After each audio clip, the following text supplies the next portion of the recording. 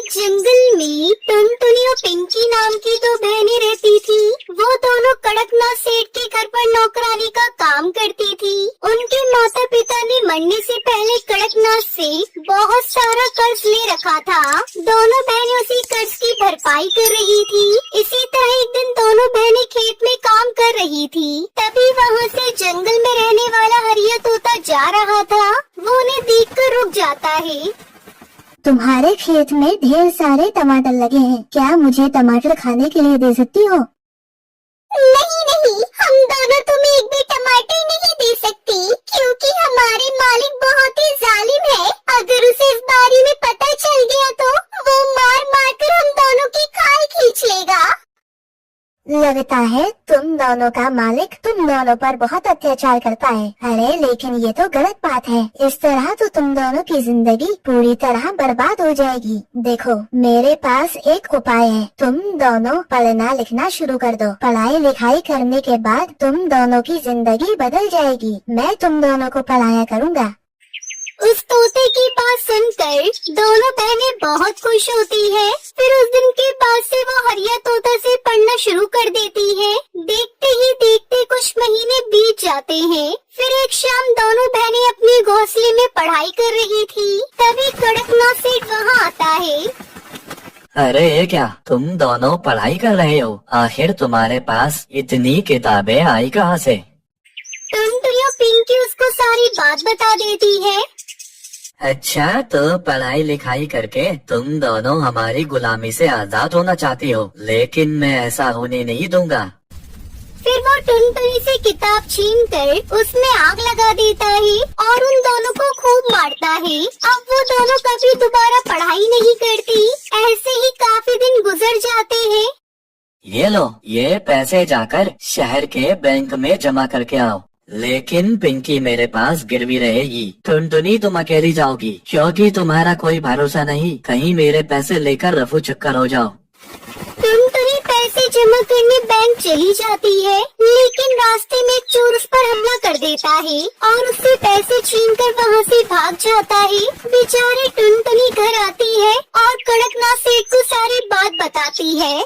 मैं कुछ नहीं जानता, तुम्हारी लापरवाही से मेरे पैसे चोरी हुए हैं। मुझे अपने पैसे चाहिए। तुम चाहे जितने भी नाटक कर लो, लेकिन मैं अपने पैसे वसूल करके रहूंगा। मेरे पास एक उपाय है। मैं तुम्हारी बहन पिंकी को बेचकर अपने पैसे वसूलूंगा। ये सुनकर दोनों बहनें बुरी तरह घबरा जाती है। नहीं मालिक, हम पर ये जुल्म मत कीजिए, हमें माफ कर दीजिए। अगर तुम पिंकी को बचाना चाहती हो तो इसका सिर्फ एक ही उपाय है। यहाँ से बहुत दूर पहाड़ी के ऊपर एक परी रहती है। उस परी के पास जादुई गुलाब का घर है। तुम्हें किसी भी तरह परी को मारकर वो जादुई गुलाब का घर मेरे पास लाना होगा। लेकिन मालिक, मैंने सुना है उस पहाड़ी पर जाने वाला पक्षी कभी बचकर वापस नहीं आता। अगर तुम मर भी गई तो मुझे कोई नुकसान नहीं होगा। मैं पिंकी को बेचकर अपने पैसे वसूल कर लूंगा। बेचारी टुनटुनी के पास अपनी बहन को बचाने का और कोई रास्ता नहीं था। वो जंगल की ओर निकल जाती है। फिर कई घंटे उड़ने के बाद आखिरकार वो जंगल पार करके पहाड़ी के पास पहुंच जाती है। पहाड़ी के ऊपर जादुई गुलाब का घर देख वो बहुत खुश होती है। उसके बाद वो गुलाब के घर के पास पहुंचकर परी को ढूंढने लगती है। तभी परी वहाँ पर आ जाती है। तुम कौन हो और यहाँ क्या करने आई हो? मैं बहुत दिनों से भूखी हूँ। मेरे पास रहने के लिए कोई जगह नहीं है। दया करके आप अपने यहाँ मुझे नौकरानी का काम दे दीजिए। देखो, मेरा जादुई गुलाब का घर सारे काम कर देता है। मुझे नौकरानी की कोई जरूरत नहीं है। नहीं नहीं, ऐसा मत कीजिए। कोई तो ऐसा काम होगा जो मैं आपके लिए कर सकूँ। अच्छा, एक बात बताओ, क्या तुम्हें खाना बनाने आता है? हाँ हाँ, मैं बहुत ही स्वादिष्ट खाना बनाती हूँ। फिर ठीक है, क्योंकि रोज जादुई खाना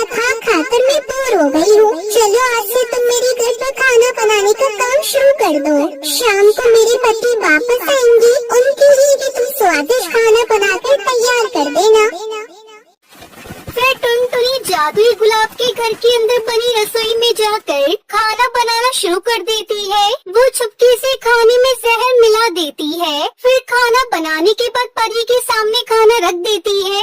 लेकिन परी जैसे ही खाना खाने के लिए निवाला उठाती है कि तभी टुनटुनी से रोक लेती है। आप ये खाना मत खाइए, मैंने इसमें जहर मिलाया है। ये सुनकर परी हैरान हो जाती है। उसके बाद टुनटुनी परी को कड़कनाथ सेठ के अत्याचारों के बारे में बता देती है। अच्छा, तो कड़कनाथ सेठ तुम दोनों बहनों की मजबूरी का फायदा उठा रहा है। चलो मेरे साथ, मैं उसकी ऐसी खबर लूंगी तो उसको नानी याद आ जाएगी।